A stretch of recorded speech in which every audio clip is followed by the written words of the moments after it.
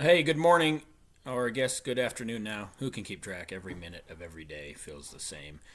Um, I've just started calling every day Blur's Day because everything just kind of meshes together into one repetitive cycle. So, I thought I'd try to shake some things up a little bit. I wanted to send this out earlier, but I was having some technical issues. So today is the day that I'm going to send it out. I wanted to talk about the short story that you guys have turned in now, answering the questions on the August 2026 There Will Come Soft Rains. Just to go through some of the questions. Most of you did really well on that. I haven't put the grades in yet. I've kind of just been going over them. My plan is to give everybody full credit on that. As long as you tried everything, because that's what I would do if it was class, and then we would go over the answers. So, as long as you watch this video, and you have to watch all of it, you don't have to look at me, you have to at least listen to it, let's put it that way. But as long as you watch this video, then you will get full credit on everything, and I can see who clicks on the videos and how long you are watching it. So might as well listen to it. So let's go through a few things, but this short story is one of my favorites. It's a futuristic one, as I talked about in the PowerPoint. Ray Bradbury is a futurist. He wrote a lot of novels and short stories that dealt with the future and what he foresaw happening if we weren't careful about certain things. And one of the most common themes in his work is the dangers of technology. Not that he was anti technology, he just wanted to make sure that people didn't allow it to control them or take over their lives in the way that he depicts in some of his stories. So, if we look at the questions, and hopefully you'll understand this greater after we talk about this, because you will be writing something about this later after we read the novel that we're going to be doing. And so I'll talk more about that later. Okay, so the first question was, what is the author's purpose for writing this short story? This is open. A lot of you guys hit this right on the head, that he wrote it as a warning sign about the dangers of technology, distracting us from real life or doing specific things. And a few things I wanted to talk about are, one, if you notice in the story, the house that has all of this technology, it starts doing things that typically people would do for themselves or parents would do for their children. One of those is preparing meals. The house does that. I would love to have a house that prepared meals for me, especially during these homeschooling times, because I spend as much time catering to my kids' needs as I do trying to take care of my stuff, which is great. I love my kids, but they're not in the room right now, so I can speak honestly. Sometimes I want to take my home office up to the roof and pretend that I'm not home at all, just so I can get some quiet. But that's the nature of children, I guess. So another thing that's really big is in the children's nursery, there is a wall that changes. It's basically a television wall, and it changes the scene. There's a speaker in there. The home talks to them. Speaking of my children, one of them's coming over right now. Yes, I'll just leave this in because this is real life. What do you need me to do, bud? Get to Mystery Dad. Okay. Anyway, we will. I'm just helping my son with one of his assignments. So, hey, what's your password? Go down and get it off of your card. Okay.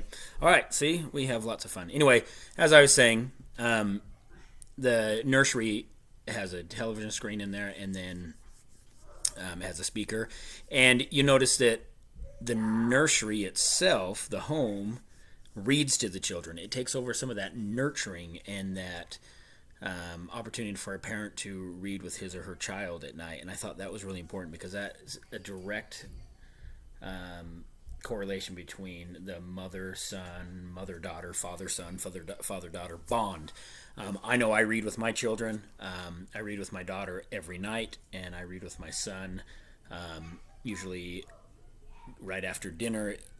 That varies, but we have this little tradition, and we try to read together, and we've had a lot of good bonding times doing that. So there's a lot of things you can look at. So when you look at the purpose, it's the warning about technology, but it's also a warning about loss of relationships. You could also say it's a warning about our impending doom. We know that they're killed because of a nuclear war, and they didn't know it was coming, and we'll talk more about that in a minute. Okay, why are there no humans? Well, I answered that. There was a nuclear bomb that went off, and there are clues about that. It mentions radiation. It talks about the burning, the glow of the runes, and I don't know if you guys can hear that. My daughter is screaming in her room because she's on a conference call with one of her classmates, and that's their language. Anyway, so the humans were killed, obviously, and in spite of all the things that technology does for them, it can't warn them. It doesn't save them. Okay, what are the mice that Ray Bradbury mentions? This is one that shows how, let's say, insightful or visionary that Ray Bradbury actually was, because the mice are robot vacuums that come out and vacuum when there's a mess. Some of you probably have one of these. Like the Roombas are a type of those that go around and pick up dust and dirt and things like that. I don't have one. I think I should get one, though, watching how quickly my kids make a mess now that I'm home every day. Okay, number 4. What are the silhouettes that Ray Bradbury mentions? Now, I put this in the PowerPoint, the shadows that were in Japan because of the nuclear bombs. If you didn't look at that, go back and look at that silhouette slide and listen to the things I'm talking about.